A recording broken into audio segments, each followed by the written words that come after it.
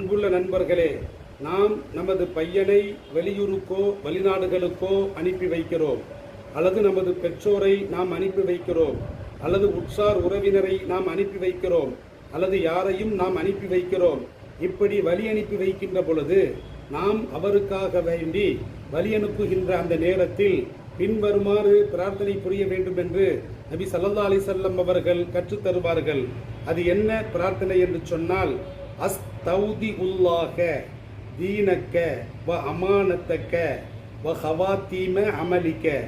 இதனுடைய பொருள், நான் அல்லாஹ்விடத்திலே உனது மார்க்கத்தை ஒப்படைக்கிறேன், உனது அமானிதமாக இருக்கக்கூடிய பொறுப்புகளையும் பொருட்களையும் நான் அல்லாஹ்விடத்திலே ஒப்படைக்கிறேன். மேலும் உனது பணிகளின் இறுதி முடிவுகளையும் நான் அல்லாஹ்விடத்திலே ஒப்படைக்கிறேன் என்ற அழகிய இந்த பிரார்த்தனையை கூறி அவரை நாம் பலி அனுப்பி வைக்க வேண்டும் என்று நபி ஸல்லல்லாஹு அலைஹி வஸல்லம் அவர்கள் கற்றுத் தருவார்கள். ஸல்லல்லாஹு அலைஹி வஸல்லம் அவர்கள் ஏதேனும் படையை அவர்கள் அனுப்பி வைத்தால் அவர்கள் அந்த படையினருக்காக வேண்டி இப்படி பிரார்த்தனை புரிவார்கள்.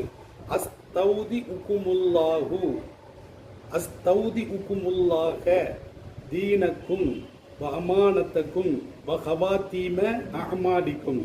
இதனுடைய பொருள், நான் உங்களை வழி அனுப்பி வைக்கிறேன், உங்களுடைய மார்க்கத்தையும் உங்களுடைய அமானிதமாக இருக்கக்கூடிய பொருட்களையும் பொறுப்புகளையும் உங்களுடைய செயல்பாடுகளுடைய பணிகளுடைய முடிவுகளையும் நான் அல்லாஹ்விடத்திலே ஒப்படைக்கிறேன் என்று ஸல்லல்லாஹு அலைஹி வஸல்லம் அவர்கள் இப்படி பிரார்த்தனை புரிவார்கள்.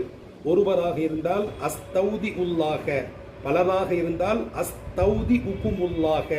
இந்த வார்த்தையை மாற்றிக்கொள்ள வேண்டும் என்பதை ஸல்லல்லாஹு அலைஹி வஸல்லம் அவர்கள் கற்றுத் தருவார்கள்.